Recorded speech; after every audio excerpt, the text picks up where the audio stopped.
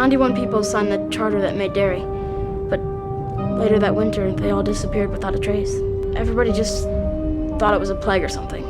But it's like one day everybody just woke up and left.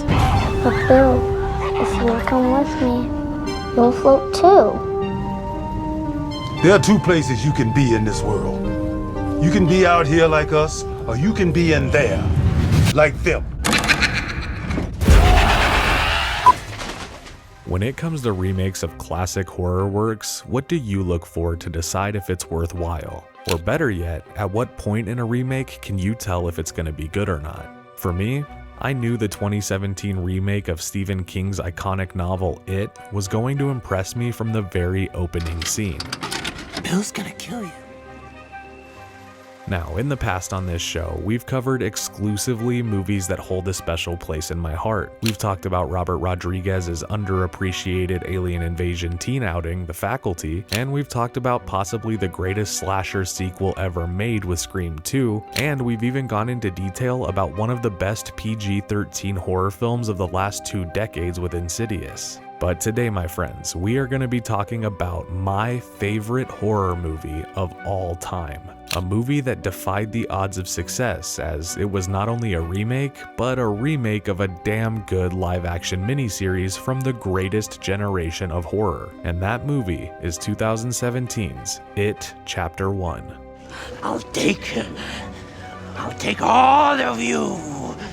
It is the story of Bill Denborough, a sweet and timid young kid who loses his little brother after a rainstorm washes him down a sewer drain, or so he thinks. What follows is actually much more disturbing than he could have imagined, for Bill's small town of Derry, Maine is plagued with the presence of an ancient evil who has taken on the form of a clown and has been eating local children for generations. Along Bill's search for his brother Georgie, we're in for a scare as Bill's reliable BFFs deemed the Losers Club will follow Bill into the unknown and aim to bring down this child-munching maniac once and for all. It's a movie that would certainly face its fans with confidence and a unique retelling of a classic story, while delivering on a cinematic style that brought Pennywise the Dancing Clown into the realm of theatrical stardom. And in today's episode, we're gonna look directly into Pennywise's deadlights and figure out how this modern remake took its own bite out of the pop culture zeitgeist. I'm Kier with JoBlo Horror, and you're watching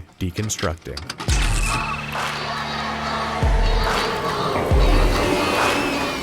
Imagine a small town tucked away in the grassy fields of rural Maine, a town where summers are spent at the quarry with your friends, fishing or swimming, and your autumns are rainy and bleak. A town where evil feels uniquely inherent, as just about every resident over the age of 18 seems to have a coldness in their eyes, an unspoken deadness to their soul that makes every adult in town the source of chills down your spine. A town that's already dead. Now, Derry, Maine is similar to the setting of many of Stephen King's stories. It's a sleepy old town where strangeness might as well be coursing through the town's water supply. This particular remake gives us a variety of wholesome 80s nostalgia, hilarious teenage antics, body horror, blood and guts, and of course, plenty of iconic moments. Hiya, Georgie. Now, we're going to break this movie down by looking at our 4 key categories. First, we're going to look at the origin of the movie and see how we got from classic novel to classic adaptation to classic remake. Then we'll look at the movie's legacy, where I talk about the lasting impact it's had on the genre. After that, we'll get into some trivia, where I'll give you some fun facts about the film that you may or may not have heard about. And then we'll get into the real gem of this video and talk about the X Factor, where I put the smallest details under a microscope and figure out what really makes this movie so special. Spoiler alert, the movie has like a zillion positive qualities, so I'm just going to be focusing on my personal favorite aspects here. But if you're ready, then grab the biggest rock you can find and let's hit play on It.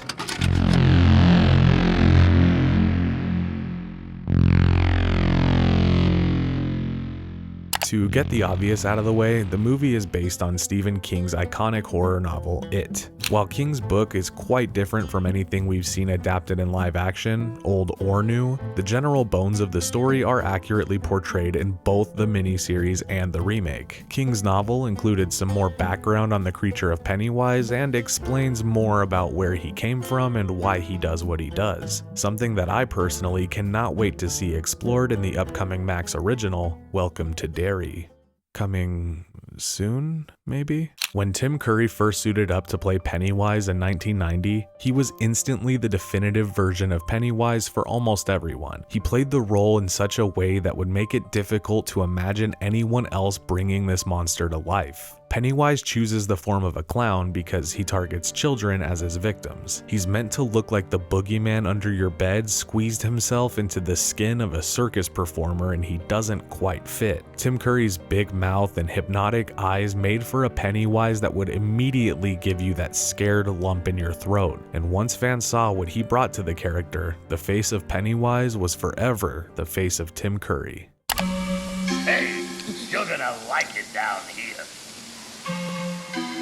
So why would Warner Brothers want to recreate this? Well, as early as 2009, Warner Brothers had been planning to have It adapted for theaters and given a modern look. Directors like David Kashganish, who wrote the screenplay for one of my favorite films of last year, Bones and All, and director Cary Fukunaga, director of No Time to Die, were attached to the project. But by the year 2015, both filmmakers dropped out, and Mama director Andy Muschietti was signed on to helm the project. Now, Andy Muschietti these days is a very successful filmmaker who's made Warner Brothers millions of dollars. His latest projects include this year's summer blockbuster, The Flash, and talks of him directing the upcoming Batman the Brave and the Bold in James Gunn's new DCU. Muschietti cites movies like The Goonies, The Howling, and The Thing as inspiration for this film. And honestly, how perfect are those reference points for a movie like this? The film shot in Port Hope in 2016, with producer Barbara Muschietti stating the following. We were looking for an idyllic town, one that would be a strong contrast for the story. Port Hope is the kind of place we all wish we had grown up. Long summers riding bicycles, walks by the lake, a lovely main street, charming homes with green lawns, and warm people. With a beautiful location, an up-and-coming director, and a studio budget at their disposal, it was time to find the perfect actor to take up the mantle of horror's scariest clown.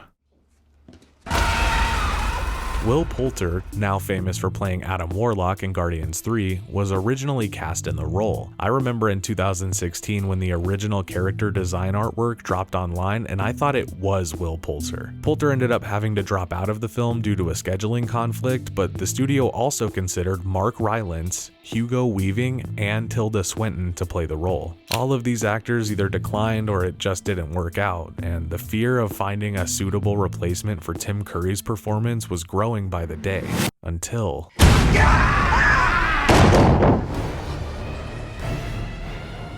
Beep, beep, Richie. Bill Skarsgård was cast as Pennywise after his audition, quote, freaked everyone out. And with a charming supporting cast of kids like Jaden Lieberer, Chosen Jacobs, Sophia Lillis, Jeremy Ray Taylor, Finn Wolfhard, and Jack Dylan Grazer, it was time to send in the clowns.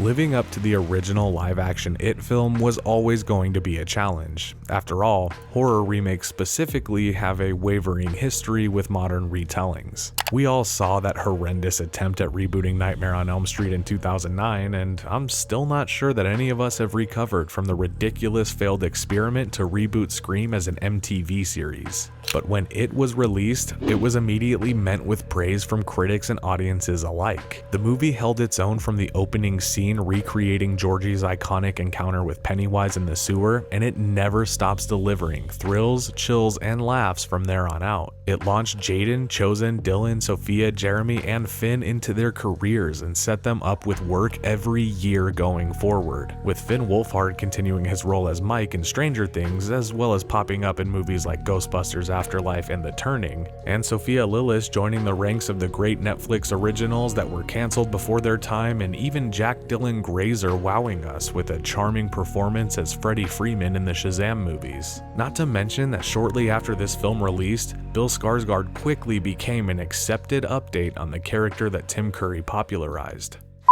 Many have turned out to be hoaxes, others more serious as threats on social media. We're talking about the wave of creepy clown sightings across the United States. Going back to late August, there have been dozens of reports of threatening clowns, largely centered around schools and colleges. Many have been dismissed by law enforcement as pranks, but more than a dozen people have been arrested in connection with the sighting. Do you guys remember when this movie was being promoted and there were all those strange sightings of like creepy clowns walking around town in various cities across the country? I recall assuming it was a brilliant marketing move from Warner Bros. To get talk of this movie spreading, and who knows, maybe that's exactly what it was, or maybe it was something much more unusual. I'm gonna have to kill this fucking clown. Welcome to the Losers Club, asshole!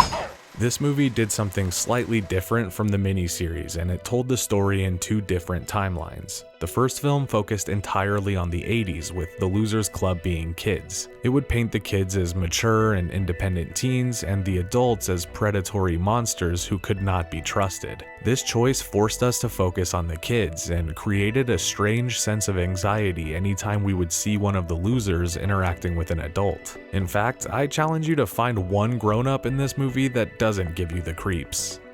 Well, how about that? You look just like Lois Lane. The subsequent film, It Chapter 2, focused on the Losers Club as adults 27 years later.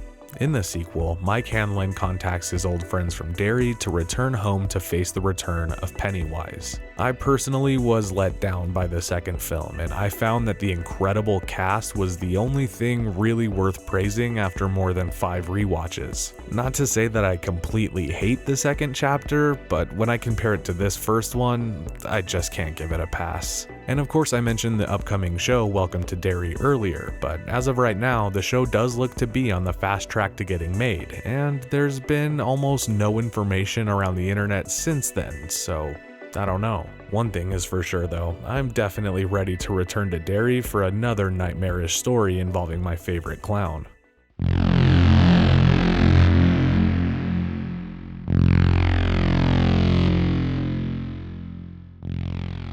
Did you know that in the scene where Pennywise attacks Eddie after injuring his leg, Jack Dylan Grazer nearly vomited when Bill Skarsgård opened his mouth super wide and drooled and screamed all over the young actor? Not only does this sound traumatizing enough, but it was also Jack Dylan Grazer's first time meeting Bill Skarsgård. Skarsgård recalled this meeting and stated that he was genuinely concerned for Grazer and wasn't really sure how to comfort him. What a way to meet your coworkers, am I right? Time to float. And before we move on to the X Factor, let's see if you know the answer to this question. Which movie did Bill Skarsgård cite as the main source for his inspiration for Pennywise?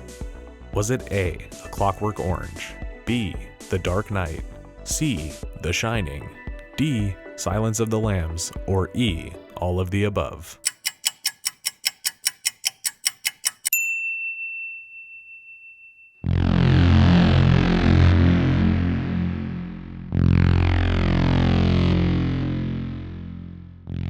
So this may be the hardest time I've ever had with this segment so far, and for fans of the show, you know that's saying something. My initial instinct was to talk about the movie's genius character work. Each of the losers all have their own individual moments that make them a truly inspired ensemble. I'd liken this group of kids to that of the Goonies, with each character bringing something unique to the table that will eventually serve the story in one way or another. The same attention was given to the movie's bully, Henry Bowers.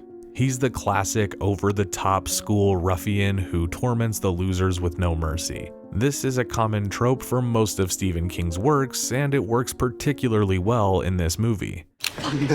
Mike, where's The dynamic of the group really stands out as Beverly enters sort of a love triangle between Bill and Ben, and Richie's inner sensitivity gets a chance to present itself, and Bill even finds his bravery and kicks his stutter to the curb. It really feels like everyone gets a proper arc.